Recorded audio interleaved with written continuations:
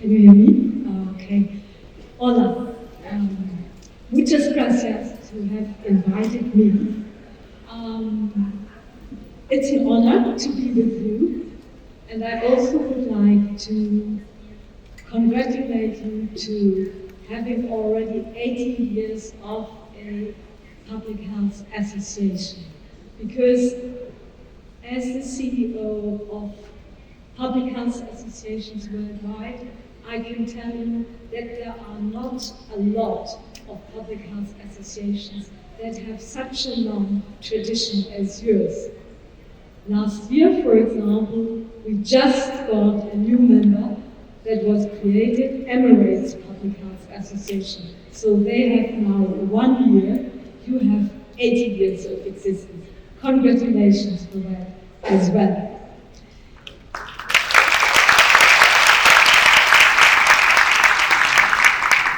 And now I must say I like the idea of comparing our systems. I like the idea. I learned that you have done that last year already, and I think that's what we have to do worldwide. Learn from each other, look how others are doing. Not everything is transferable, but we can always pick one or the other little information and see if it not works in my place. So I like the idea of comparing health systems. I do that also academically. And I have now the pleasure to try to show you a bit of Switzerland.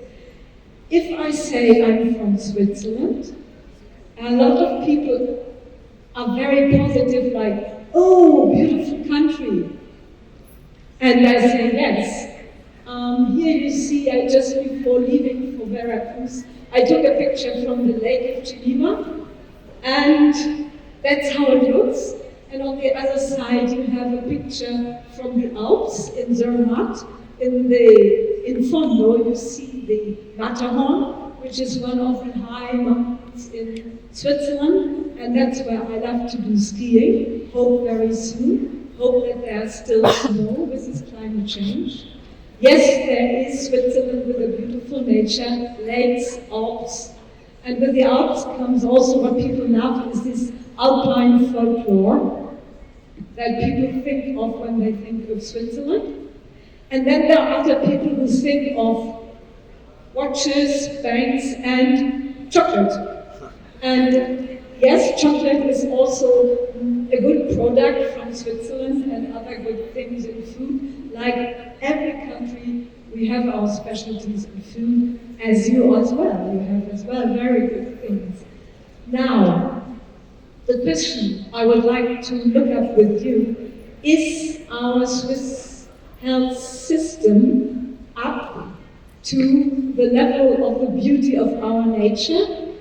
Let's check together. Switzerland is a small country, just in short. We are very, very, very small. We have just reached now 9 million inhabitants. That means less people live in Switzerland than in your capital, Mexico City. So we are less people, all Swiss people would easily fit into Mexico City. So, microscopic little country, but we have a federal organization with with differences like Canada. We have different languages, you too, but we take care of them as calling them national languages. So every student, for example, can ask to be examined in her language.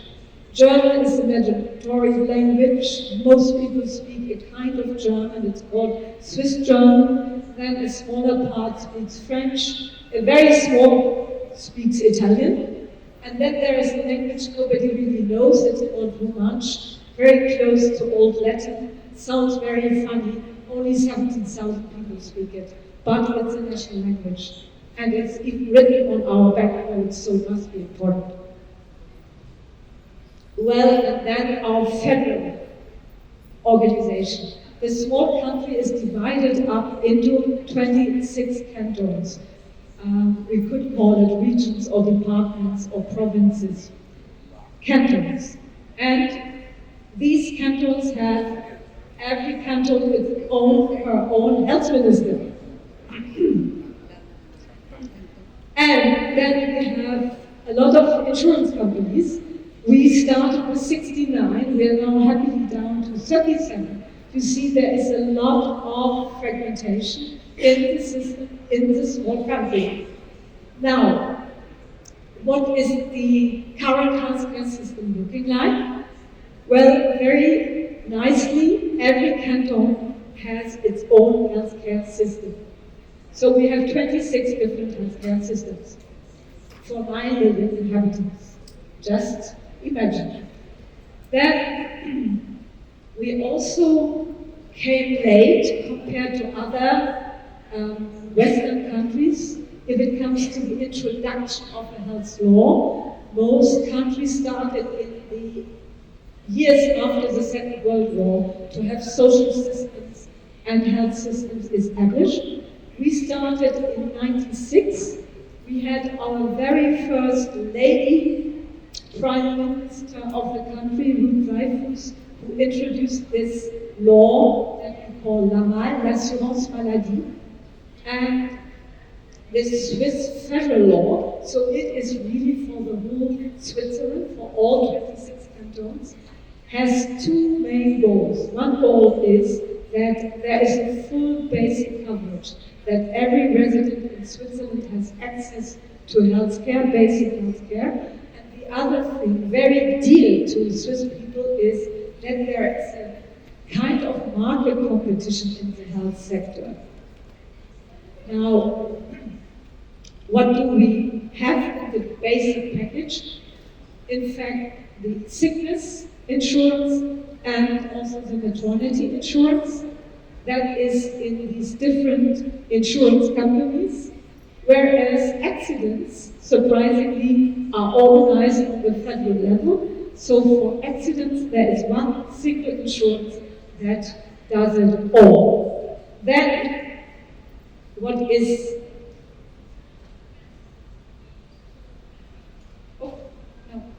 in the healthcare basic package, in fact, everything.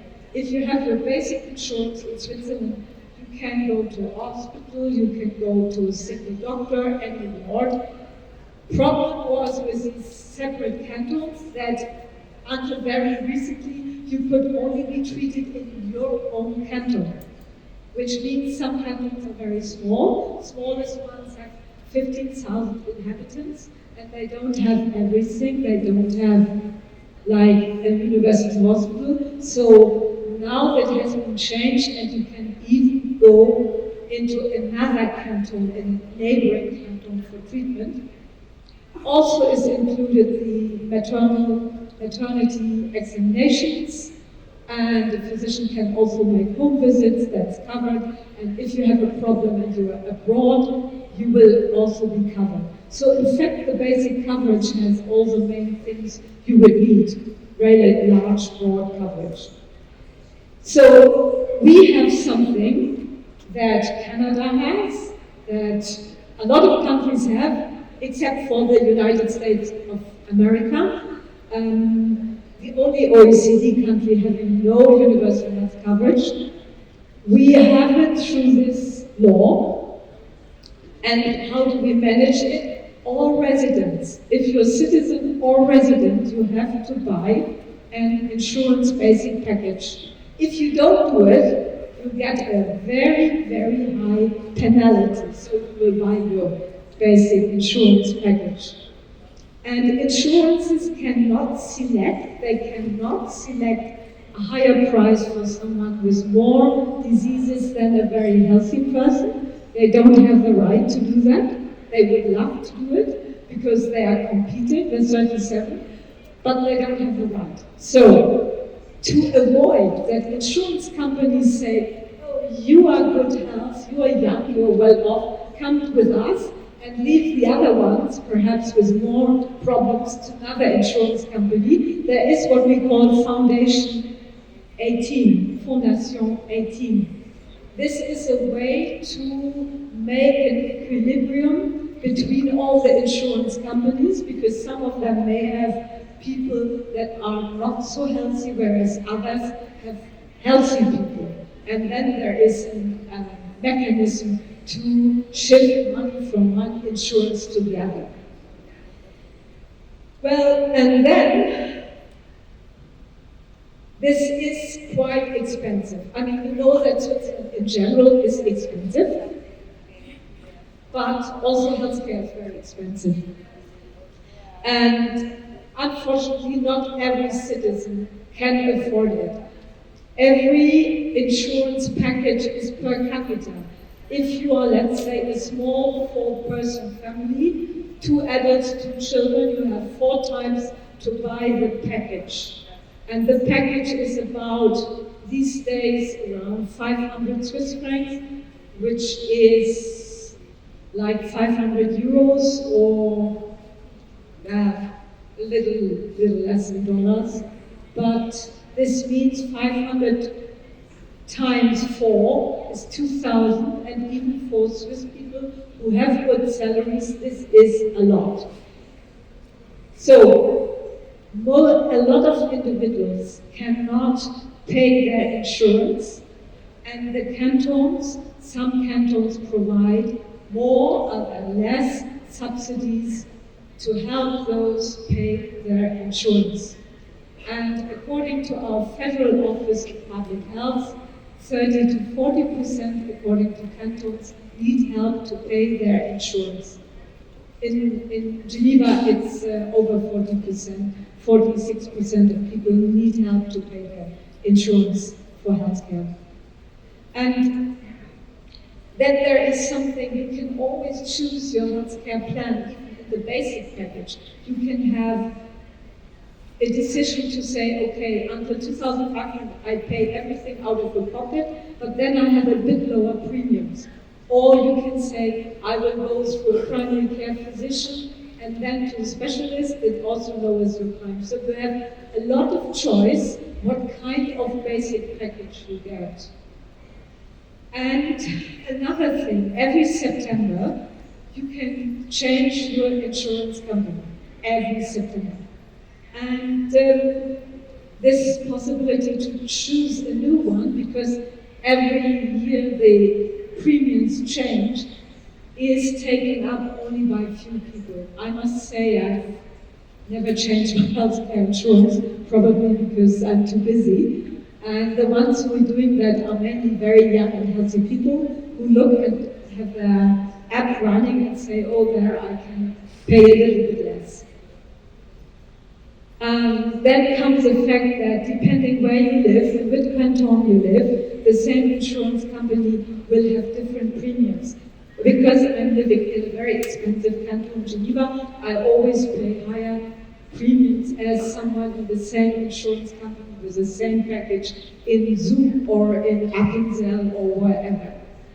So there is a lot, as you see, variation in the system. And in addition to that, to the very large basic insurance, you can have supplementary insurance, private, completely private ones. What is it? What you can get with a supplementary? Well, it's mainly like the freedom of choice for the hospital. You can have a single room in the hospital, or you can have a senior doctor, maybe the professor, if you really want. You can have alternative medicines, or some of these private insurances offer fitness courses and so forth. But I would say it's really supplementary, because you are covered with the basic package. And then, let me look at the end, what are the pros and the cons of this system? I would say the pros of this system are the fact that we can go and go, there's no capitation on the healthcare spending.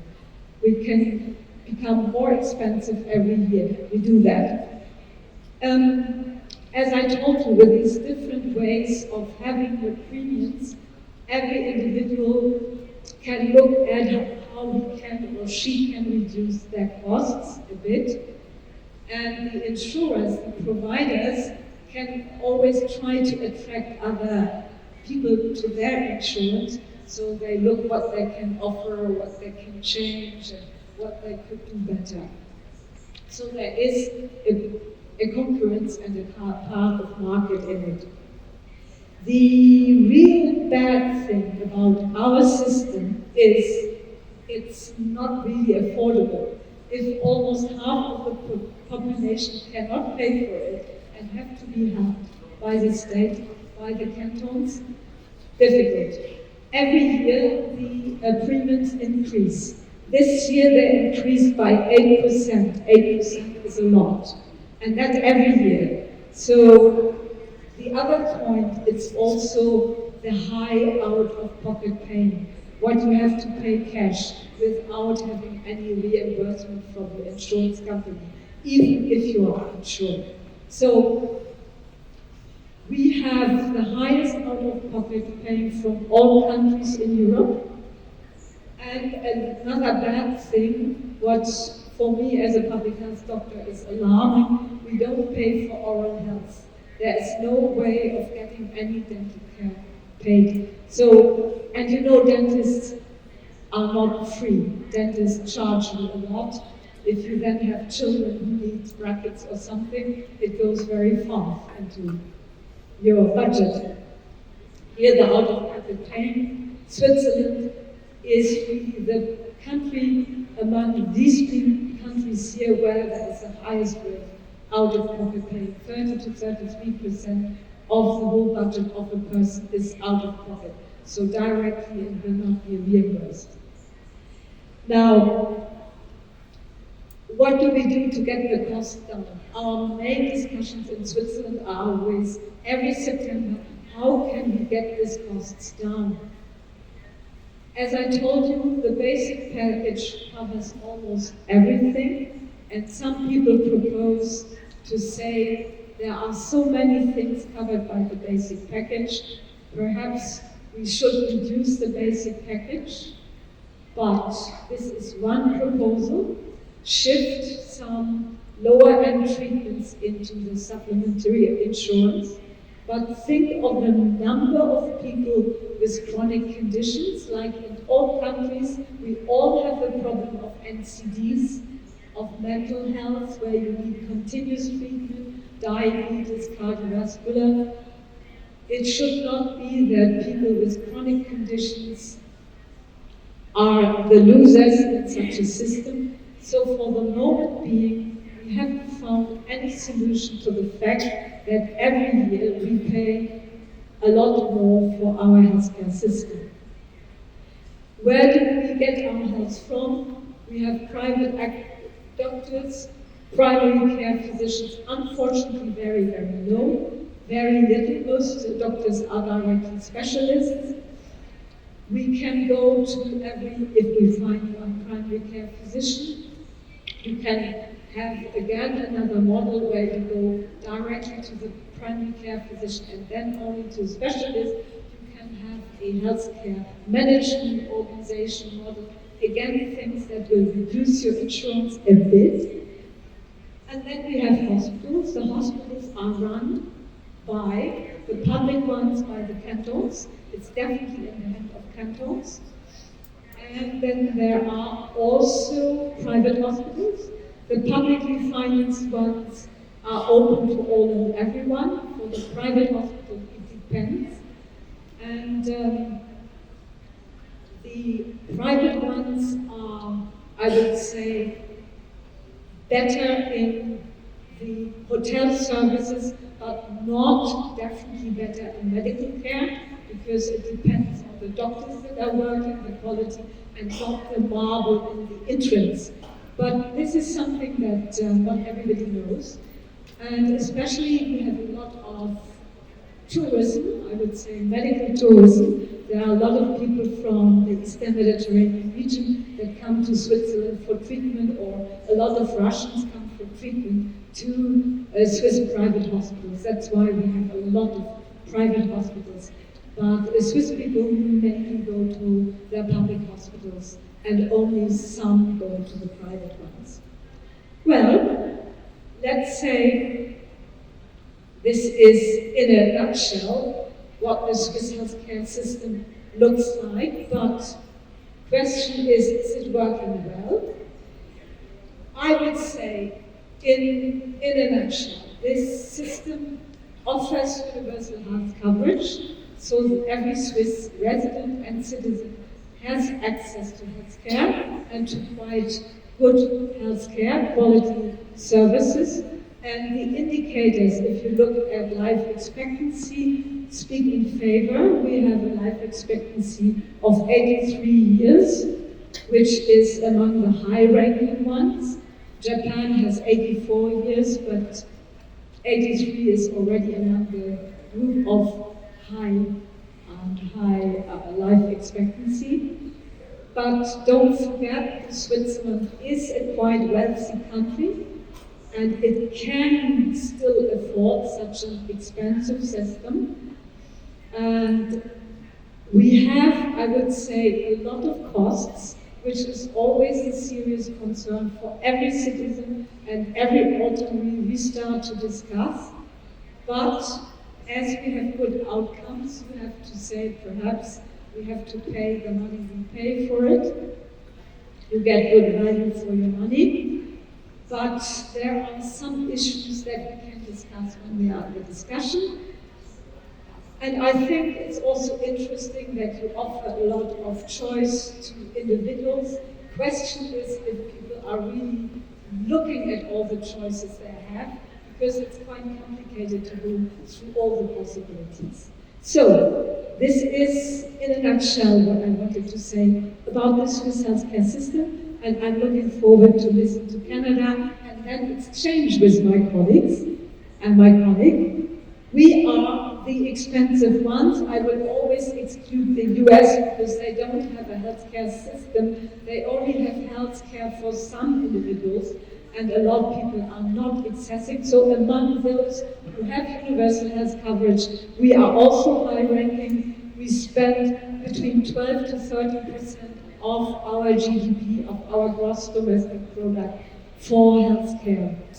That's it. And thank you for listening. Muchas gracias again from Geneva.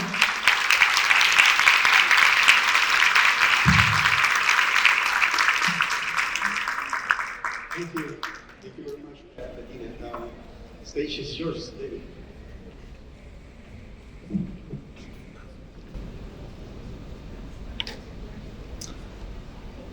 Thank you very much.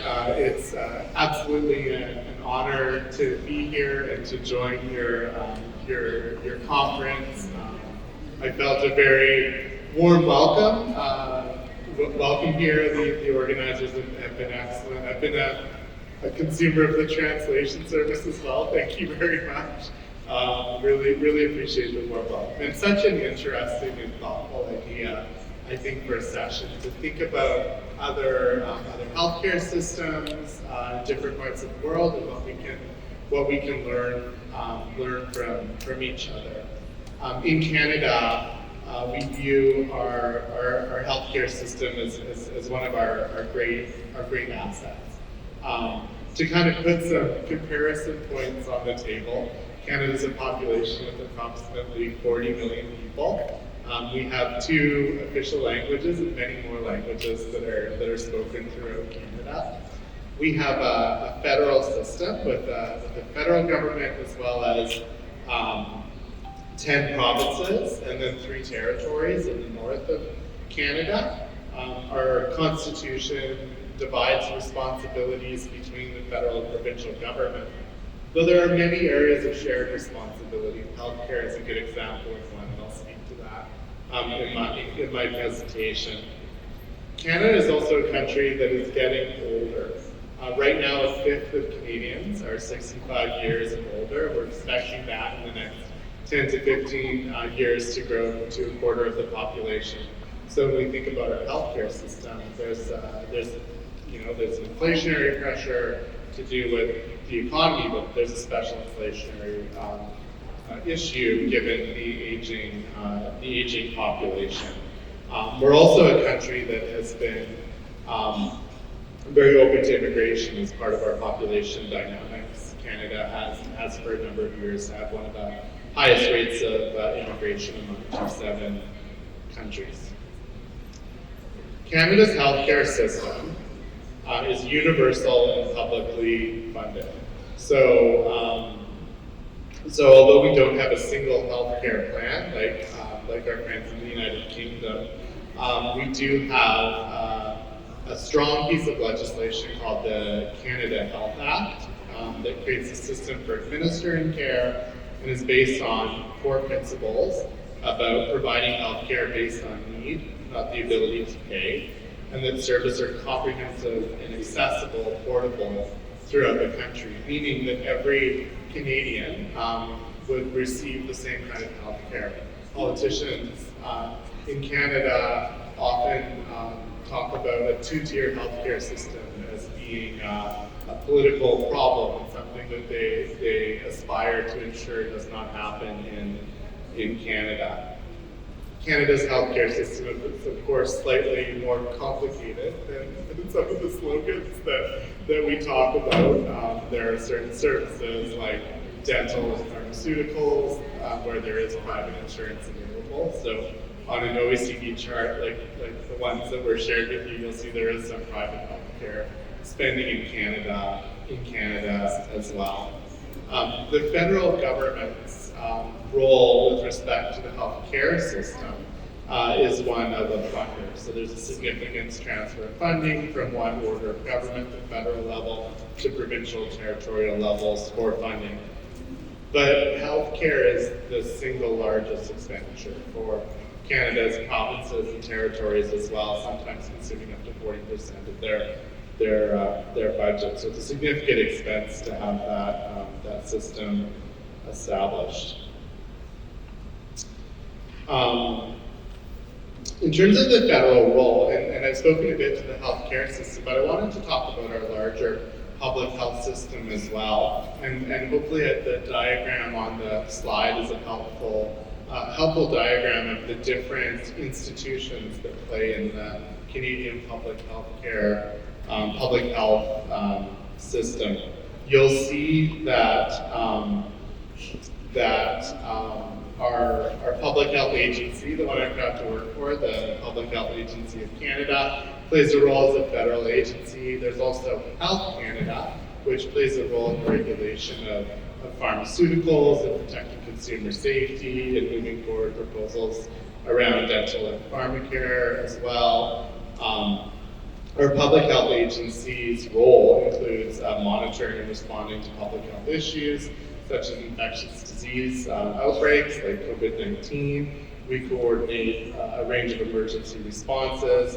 And we also have a role promoting healthy living and chronic disease prevention as well. Indigenous health organizations is another slice in the pie on in that chart. The health of Indigenous peoples is a major concern in Canada. The epidemiological demographic data shows that the health status is very, very low, and it's been a recognized priority for Canadian governments to ensure that First Nations and Inuit and Métis communities receive services. Health equity is the phrase and frame that we talk about in the public health system in Canada, to think about how we can strive towards a point where the health outcomes experienced by all Canadians are fair and equal.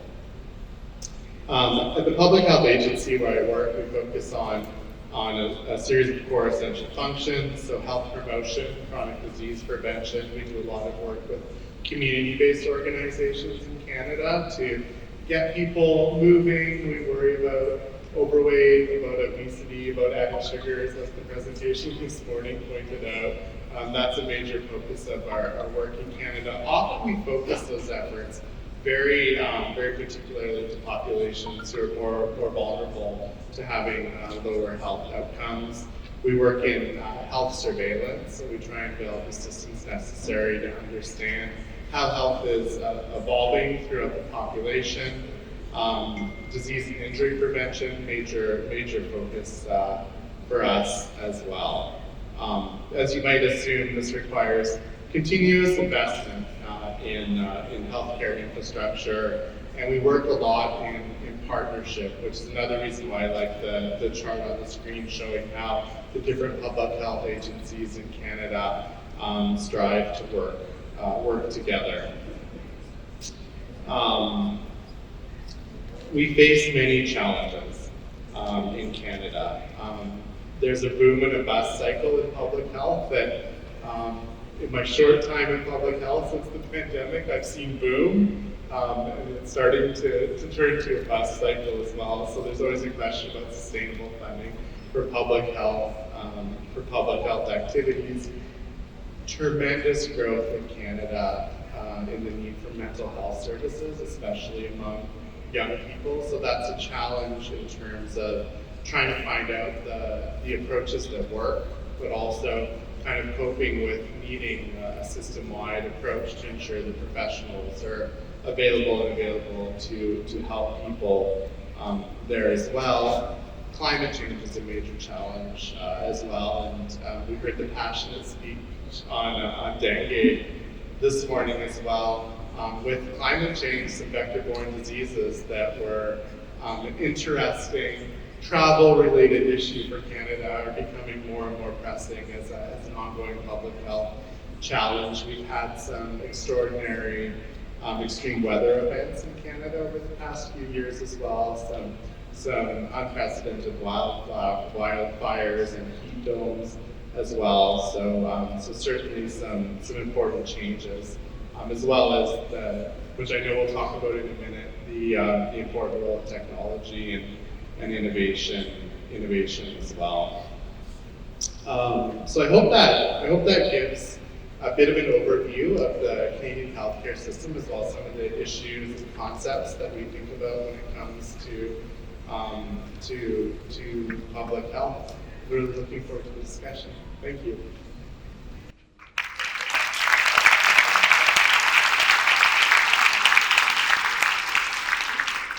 Thank you.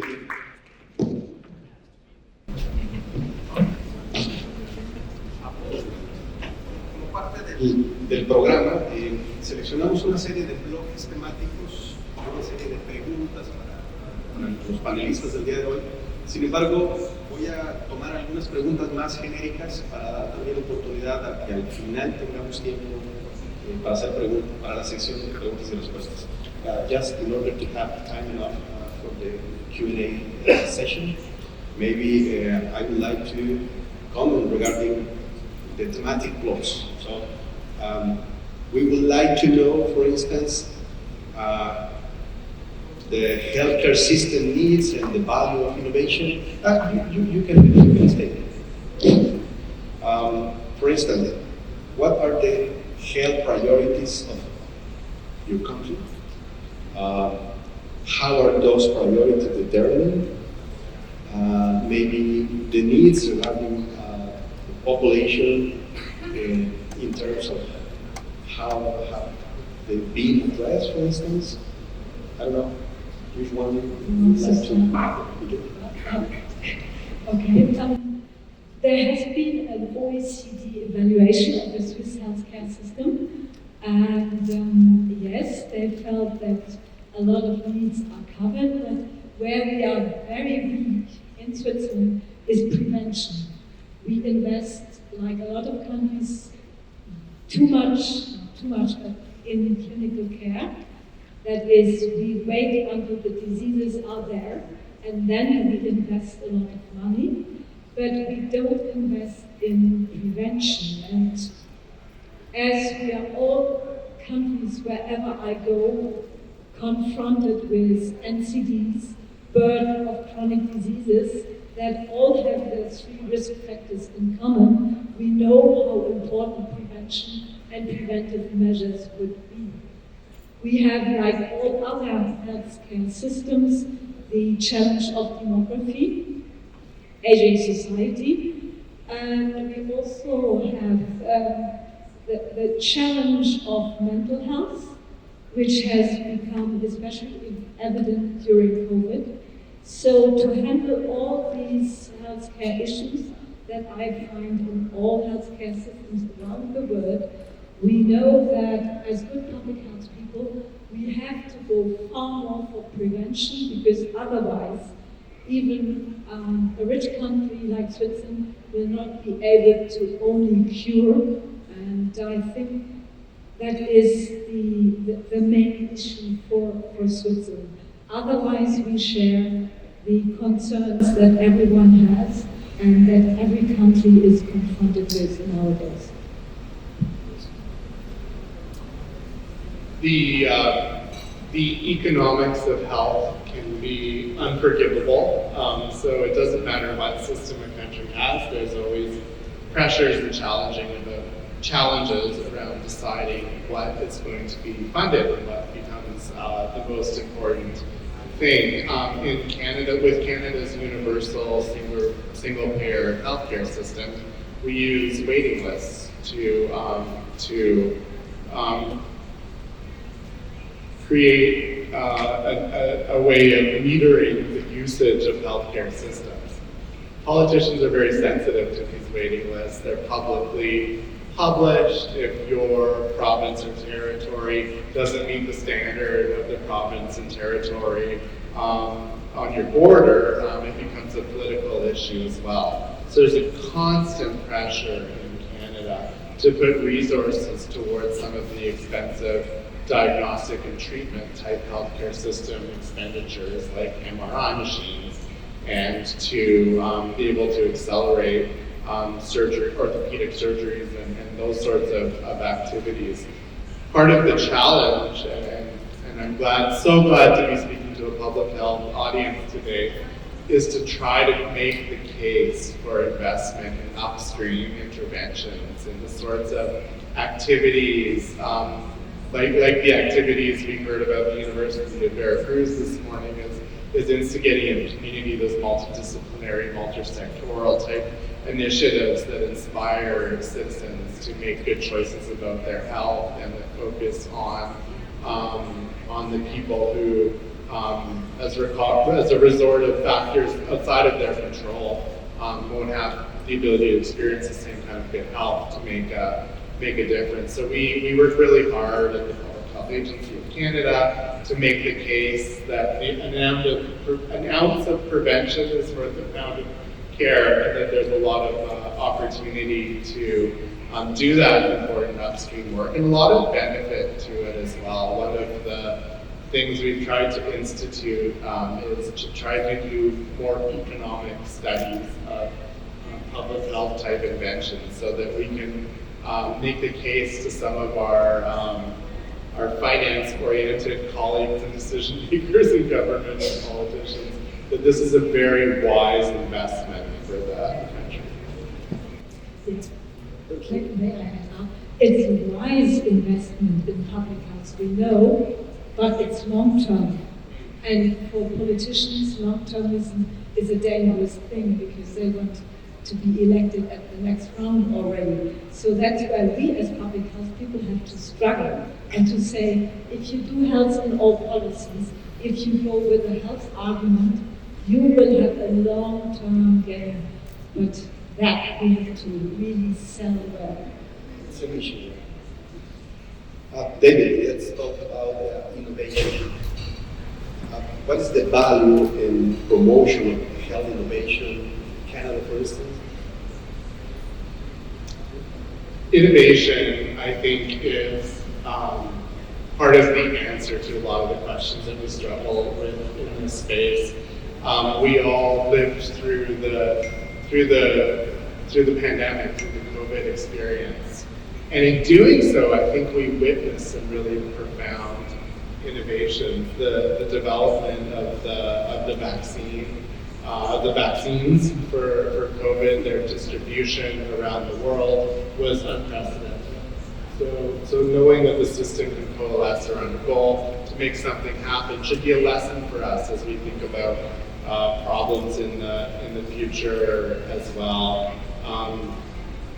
I think there's so much to be done in the space of data and sharing information as well. I think that's an important priority for healthcare systems. Often, I know this is as true in Switzerland as it is in Canada, as it is in Mexico. Is that regulation regulated?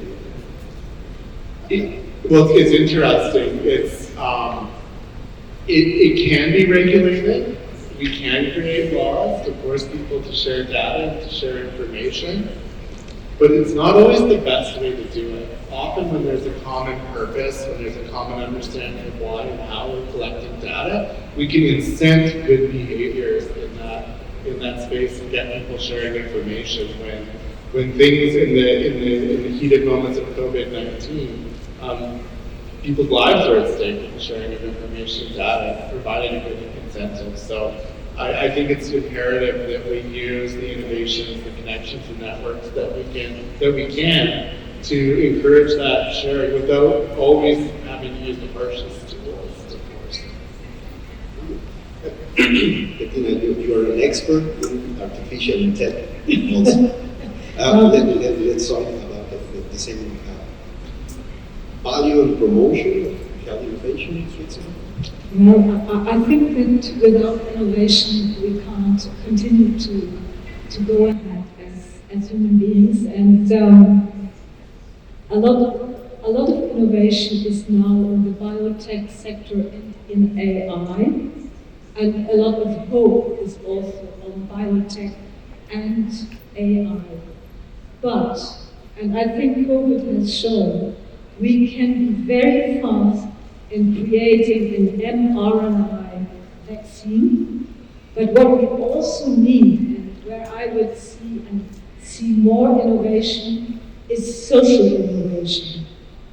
Because what do you do with a beautiful, fast-produced vaccine when people don't take it? And I think we also should think about social innovation. Think of anti-vaxxers, think of conspiracy theories, or as you said, data sharing. Data sharing should be taken up by people and not imposed. They should see how important it is. And if you go, like me, and work with people that have went through cancer, they usually themselves say, yes, I want to share my data if it helps others. But you have to make this social process. So I think in addition to innovation from biotech, AI, we definitely should put more emphasis on social innovation. Is there any regulation? Is there any regulation for that? Regulation for innovation. We do have a lot of support in Switzerland for innovation in the biotech and AI sector, and also a lot of financing.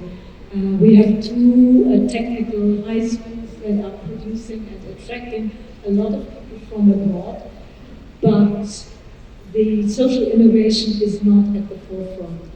And there is a law supporting innovation and financing innovation, yes.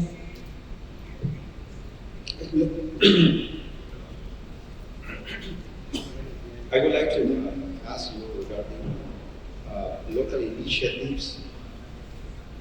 If some local initiatives have improved your healthcare system in any sense? Any incentive? Yeah, no, I think that. Oh, there we go. I think the local initiatives are essential. The question of mis and disinformation was raised. Our statistics, our data about the positive impact of routine vaccination are hard to argue with. We've seen, though, over the past few years in Canada, the rates of routine childhood vaccinations dramatically dropping off. From a local perspective, I think it's primary healthcare providers, it's community members, it's community leaders, it's trusted uncles and aunts who will be important influencers for people making really good decisions about their health. And I think that as public health professionals, we have a real duty to think about what we can do, what more we can do, because the hill is steeper now. That this is an important thing for us to do, and it's going to be more difficult and more challenging. And those local interventions, creative use of social media, thinking about arguments that connect with people and persuade people will be a huge part of what we need to get better at in the public health community. Yeah, I think that everything starts locally. Everything starts somewhere with a pilot phase, with an idea, and then people say, let's try it if it works. Let me take the example of mammography screening. There was first one canton who tried to see if even in Switzerland, something that works in other countries could be installed. And when the first pilot was run, it could be then extended to other cantons. It still is not extended to whole Switzerland, but we hope that finally the global actions, mainly in the French-speaking part of Switzerland, will be extended even to German-speaking part of Switzerland. And I think that if something starts locally, it is supported by the local community. And what we know in public health, it's always good to start with community support and then extend it and get it on a higher, broader, federal or nationwide level. So yes, we usually have seen extension of local activities, but what I have to say in general, everything in Switzerland takes long time, very long time. You think that your political work is long, ours is always longer. An example, it took 100 years to introduce the vote for women in Switzerland after the first country I did. So it was 1993 that the last canton accepted the vote for women in Switzerland. It took some time, and if you want to introduce something in Switzerland, count with long term. So pilots are very important because they push the movement, and that's why I think local action is very important. Okay, let me ask you regarding any contribution, any contribution of your healthcare system to the global health. I can think some of them, but your words. Yeah, no, I think that for a wealthy country like Canada, there's an obligation to do what we can to help with the global health situation. I also personally believe it's profoundly in the best interest of every country to prevent, for example, the spread of infectious disease and build good systems. Canada has been done what it can to be a leader in international organizations like the WHO. We're a proud part of the PAHO organization. I'm so pleased. I'm not sure if it's the same acronym here, but HAPPY, the North American Treaty Initiative that was recently renewed as well. We were an active participant in the donation of vaccines to low-income countries as well, and we do a number of collaborative projects to tackle global health challenges. So it's something that I think Canadians are proud to be able to do and to participate in, but certainly there's always more work to be done at the global level as well. Yeah, besides the fact that the small country Switzerland hosts WHO headquarters, it's not really a contribution, but well, and besides the fact that our flag is the reverse of the Red Cross, created in Geneva as well, I would more seriously say, Switzerland was the first country to have a strategy on global health. The government decided to have a strategy on global health, understanding that health is a global issue, and this strategy was done long before COVID. But I think we are now all aware that we can only live healthy all together, and that it is not to a single country to tackle all the health issues that are linked to climate change, that are linked to the spread of infectious diseases in addition to existing NCDs.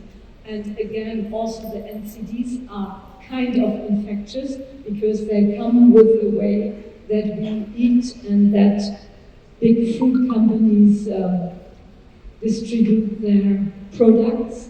So I think to have a global health strategy as a country is already a good thing, because it makes us think that there is no way that any single country, Mexico, Canada or Switzerland, can live healthy on its own.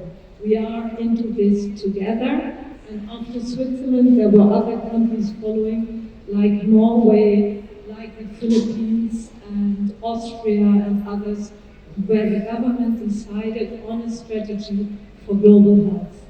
And in the strategy there are 5 points, and one of the points is also innovation for global health. In order to begin closing, any comment, any important thing regarding the health system to share with our audience before the Q&A session?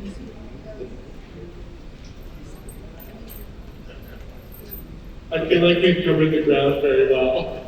Well, I think one thing is all healthcare systems, health systems in general, are under pressure. All. That's something, wherever I go, people say, our healthcare system has, I said, you're not the only one, you're not alone. The pressure you feel, the problems like waiting times, and we haven't mentioned that, the lack of healthcare professions worldwide, we are stealing healthcare professions, which is not a good thing. You know, Germany goes to Philippines and hires Philippine nurses, and every country looks where they can get more doctors. The Norwegians get them from Germany, and the Swiss get them also from Germany, and Germany gets them from Poland. But this is not a way that is sustainable. So I think the pressures that we feel also need a global answer in these terms. So that would be my closing. Thank you. Thank you very much, Bettina. Thank you very much, David. Creo que con el tiempo que hemos podido recuperar, me parece que tenemos suficiente para preguntas y respuestas. Sí, me da volumen. ¿Alguien quisiera preguntar algo a nuestros ponentes? Vamos a hacer traducir las preguntas, entonces, si pudieran ser breves y concisos, por favor. ¿Alguien quiere preguntar algo? Sí.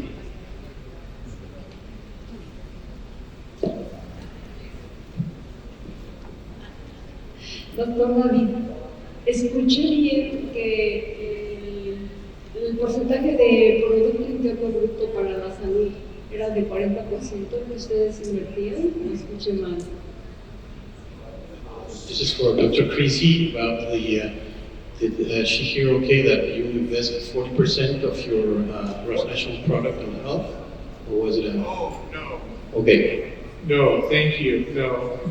That would be a lot. But for certain governments in Canada, at the provincial level, that kind of 40% budget is there. So it's a huge expenditure. From an overall gross domestic product, we're more in line with most G7 countries for our health expenditure, probably around 10%.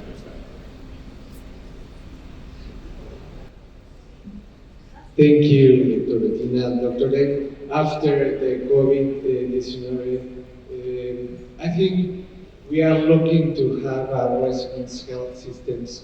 My question for both is, what are the main challenges to have a resilient health systems? Thank you.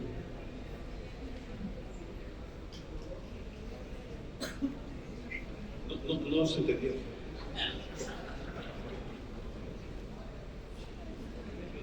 Sí, bueno, la pregunta era, después del COVID-19 hemos tenido grandes retos en los sistemas de salud y estamos buscando sistemas de salud resilientes. ¿Cuáles son los principales retos para tener un sistema de salud resiliente? Gracias. Okay, after COVID-19, we've had our health systems have been shaken, and we're looking for new and resilient health systems. What are the main challenges to achieve that goal? I thank you very much. Very, very important. As you may know, since 2 years at WHO, we are trying to negotiate a pandemic treaty. And I think the word preparedness is very key. Every country in the world has shown that they were not prepared. They were just not prepared and then haphazardly tried to react. This is not good. This is really something. We have to invest in preparedness for crisis, maybe pandemics or climate crisis, or unfortunately also civil unrest and wars in some places. So I very much hope that the international community, the 194 member states of WHO, will agree on a pandemic treaty at the end of this year, because that would ask member states to decide on preparedness measures, to have a plan ready, to have resources ready. And I think this is part of a resilient system, that it is able to react quickly to an upcoming new challenge. COVID-19 was an extraordinary moment for public health and for public health practitioners. It was the entire focus of the world was on the kind of work that we do and the kind of things that are important to us.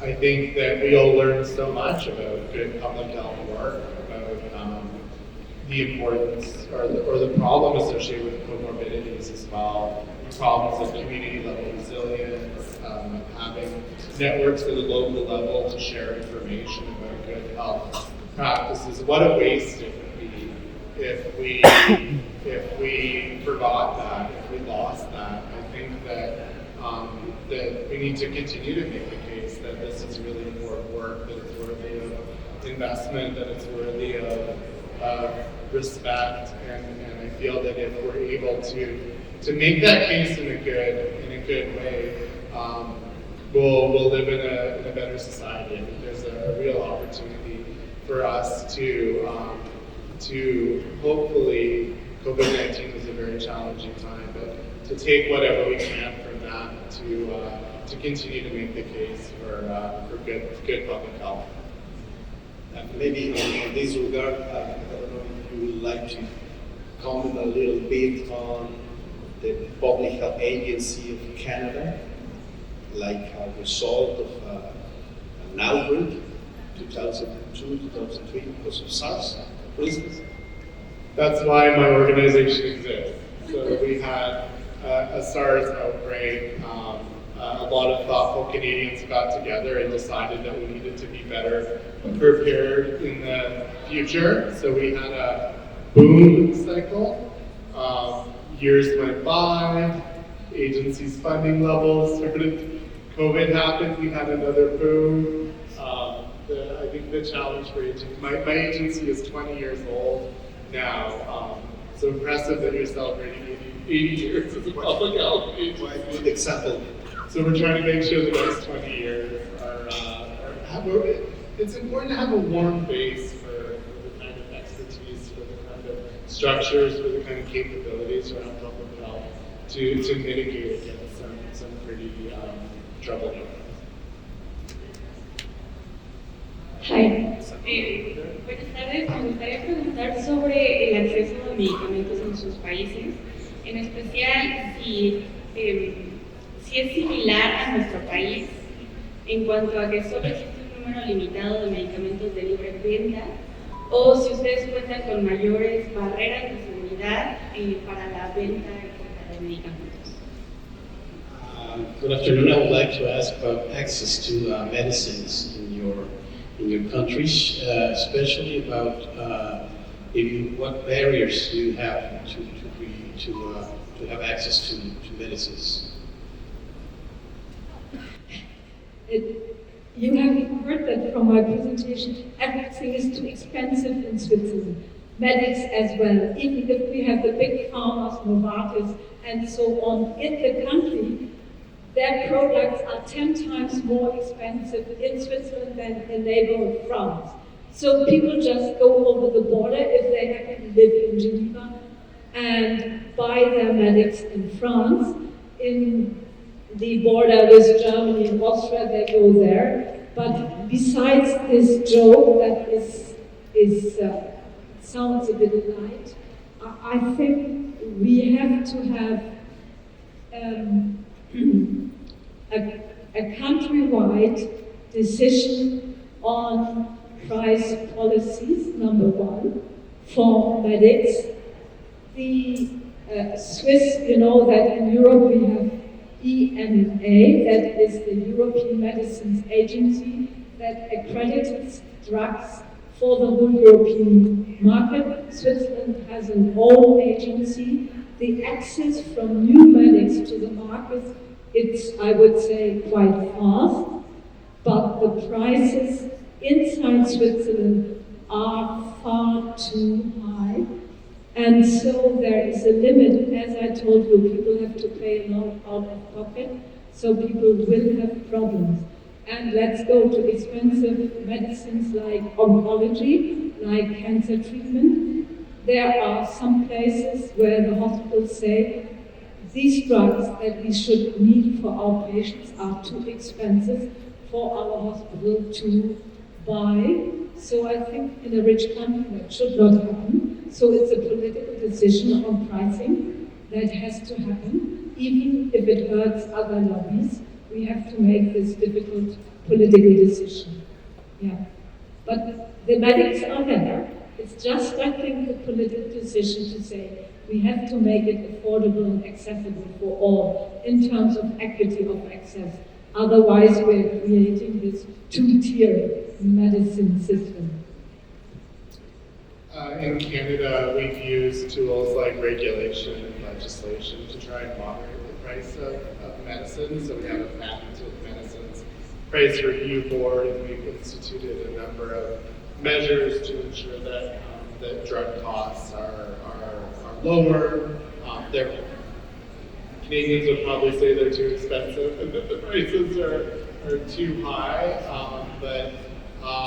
but certainly for the extremely expensive drugs that are typically administered in hospitals, that's part of our universal healthcare system, so individuals don't pay for those as well. We have special programs for rare diseases and special drugs, so Canadians can apply to the government to get relief for those as well.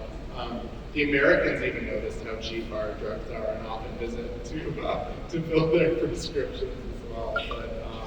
But it's been a real focus of public policy in Canada to make sure that drugs are really affordable. Thank you. ¿Hay alguna otra pregunta? Good afternoon. My question is, what are your recommendations for improving the funding of the health systems? I mean, Switzerland, it's almost 12% GDP. I don't have Canadian in mind, but I can tell you Mexico is not even close to 6%. So what can we do as public health officials to convince the decision makers to invest more in health?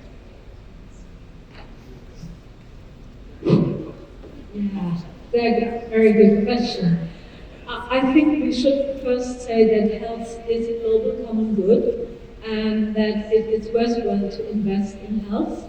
That investing in health, as you said, if we make the economical case, a healthy society is a productive society, and a healthy society is also a peaceful society.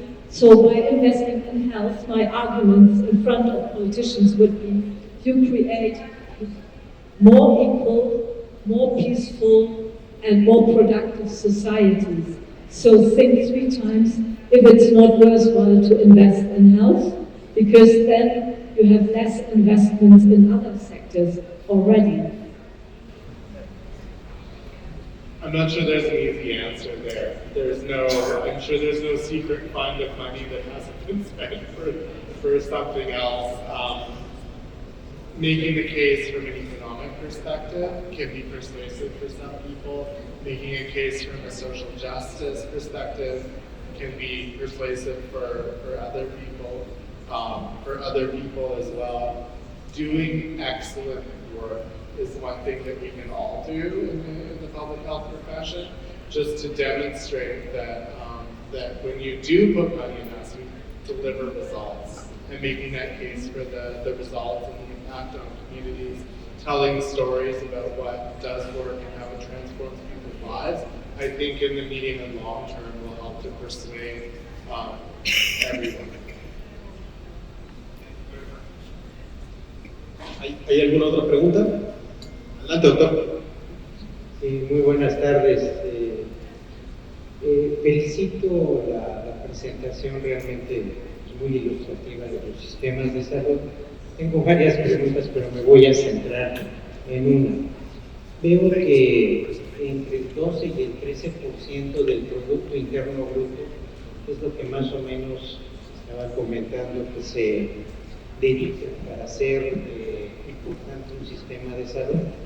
Sin embargo, este recurso también tiene que ser utilizado de manera eficiente. ¿Cómo ustedes incorporan la estrategia de atención primaria a la salud dentro o la tienen considerada para que no todo solo sea enfocado a la parte del segundo y tercer nivel de atención dentro de su sistema? Okay, first of all, congratulations on your presentations. And he has several questions, but he's going to ask you just one. You talked about spending 12 to 13 percentage of the gross national product in order to have an efficient healthcare systems, but this money also needs to be spent wisely. So, how much of it would you put on the primary health level, as opposed to just using it for the second and third tier level? Yeah, sure. I'd happy to jump in there.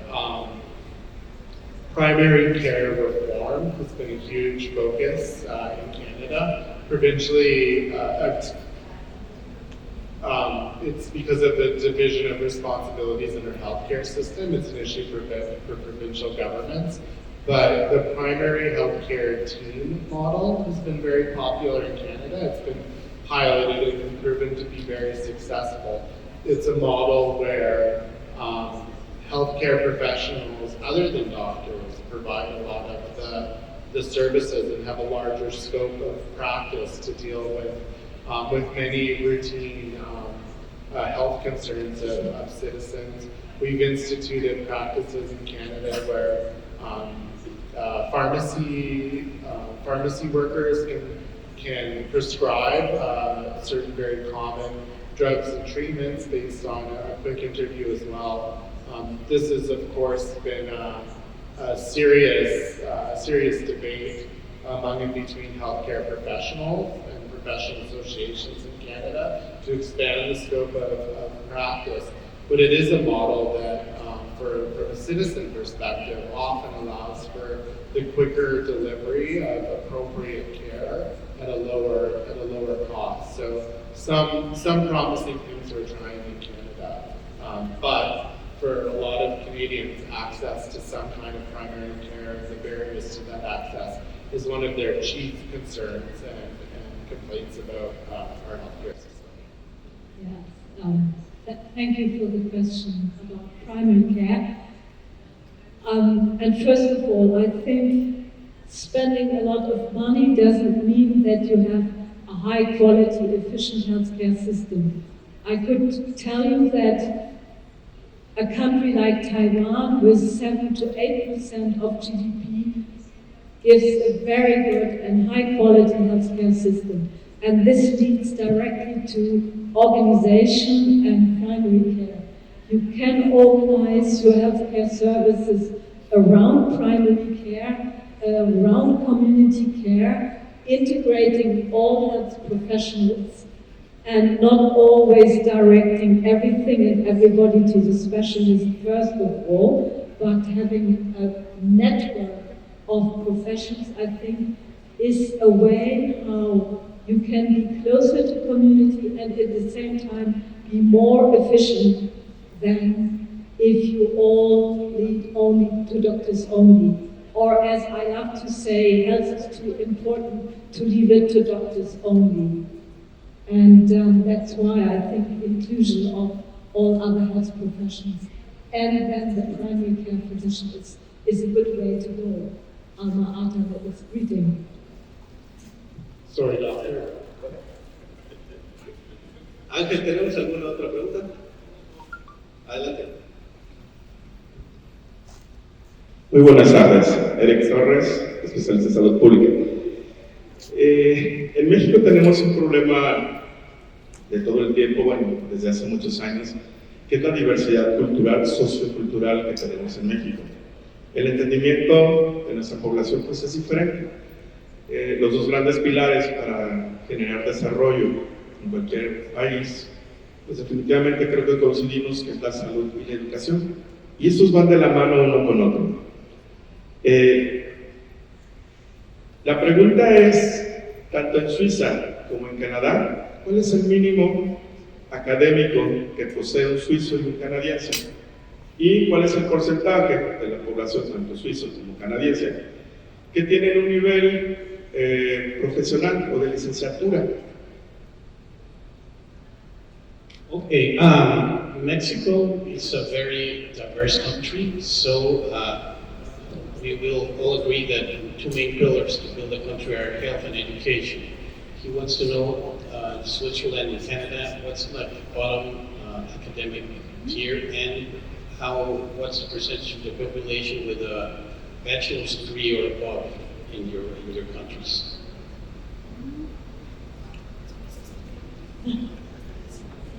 I don't have those particular statistics available instantly, but I do know Canada does rate very highly in those kind of statistics, and that creates a greater base of workers and of skills in the system for sure. Well, thank you very much for the question, because you mentioned education is one of the important determinants for health. And what is the level of people with a higher academic degree? I think it's surprisingly lower than comparing countries around Switzerland, because if you take Germany, there is now a 65 to 70% have high school and more levels.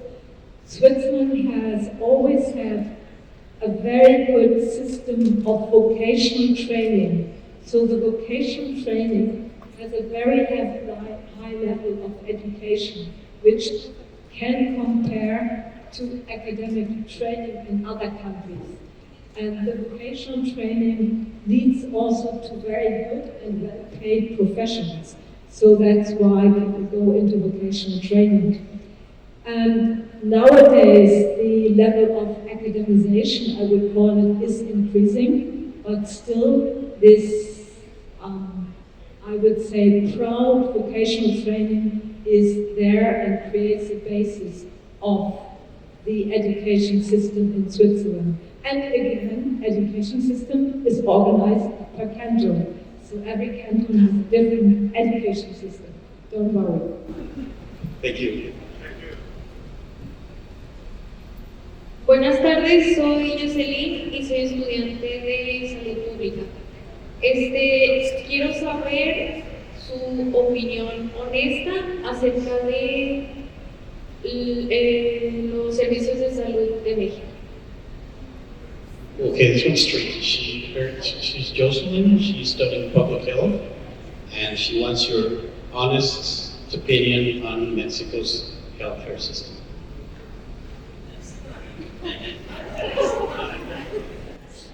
Yeah, I must admit I'm here to learn about Mexico's healthcare system. It's one of the systems that I do not know very well. I had yesterday a little bit of a discussion with someone who knows it well, but I think it is, you have one of the countries that are very large, very diverse, large population, certain levels of instability, where it becomes very difficult to have a public health system. And again, health is a political choice. So I think in terms of your political leaders, it will be there, and I'm looking at Madame Scheinbaum, important work to do things for a good system. But definitely, I cannot judge the Mexican public health system or healthcare system because I don't know everything and not the details. But in general, I think you don't have an easy country to manage in general. That's all. I don't know everything either. I also haven't spent my whole career working in public health. I've worked in a number of public policy jobs in different parts of government. So I'll share with you a couple observations that I've made in the last few years working in public health. Pretty great people who really care about the population, who really care about their citizens. People who work really hard and are really dedicated. And finally, wildly challenging problems to solve in public health. I know this is as true in Mexico as it is anywhere else in the world, but the dynamics around mis and disinformation, around persuading people to make good decisions about their health, confronting layers of bureaucracy sometimes when you want to do something good. These are interesting and tough challenges, and I think as a career, pretty promising field to get into for those reasons. Good luck making your decision. Gracias. Tenemos que cerrar este panel.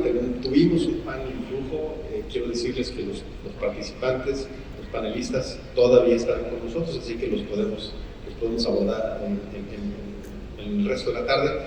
I would like to thank you very much, Professor Bettina Borisch, David Creasey, for joining us and for your kind participation. Thank you very much.